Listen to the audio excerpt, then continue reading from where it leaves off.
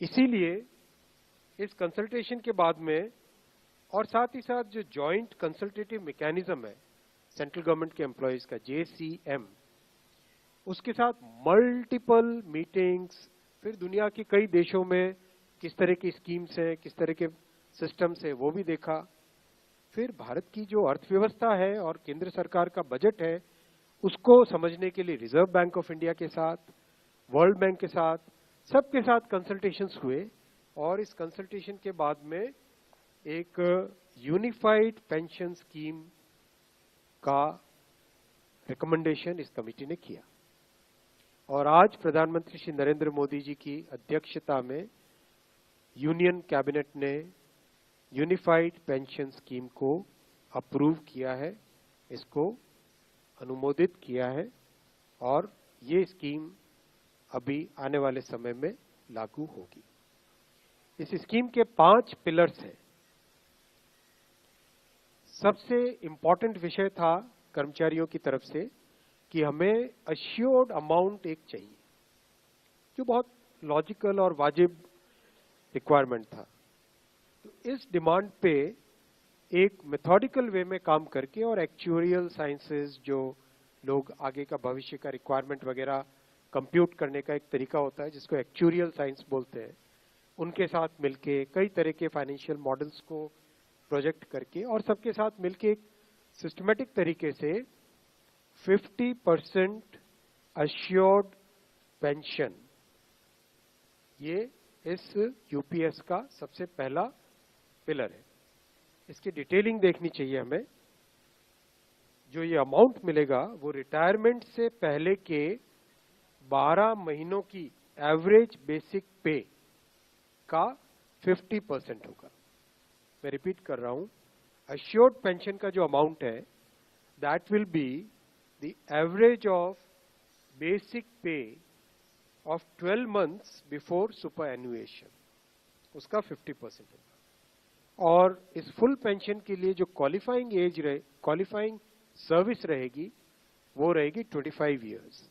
यानी 25 वर्ष तक अगर किसी ने काम किया है, सेवा की है, तो उसको फुल पेंशन यानी जो ये अश्योर्ड पेंशन का अमाउंट है वो मिलेगा। 25 साल से अगर कम है लेकिन 10 साल से ज्यादा है तो उसमें प्रोपोर्शनेट पेंशन रहेगी, प्रो रेटा वो पेंशन का अमाउंट बनेगा। जो कभी किसी कर्मचारी की डेथ हो जाए तो फैमिली पेंशन एक बहुत बड़ा, स्पाउस के लिए ये बहुत बड़ी एम्प्लॉयज की एक रिक्वायरमेंट थी, डिमांड थी। तो सेकंड पिलर इस यूपीएस का है अश्योर्ड फैमिली पेंशन। किसी भी कर्मचारी के डिमाइज से पहले, इमीडिएटली पहले जो पेंशन थी, अमाउंट था, उसका 60% मिलेगा एम्प्लॉय के, डिसीज्ड एम्प्लॉय के स्पाउस को। ये सेकंड पिलर है। थर्ड पिलर है अश्योर्ड मिनिमम पेंशन।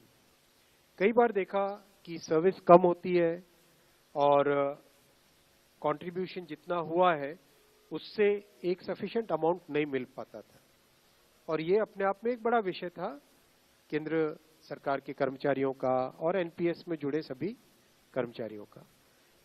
इसीलिए एक minimum assured pension, assured minimum pension 10,000 rupees per month, वो इसमें यूपीएस में थर्ड पिलर ये रखा गया।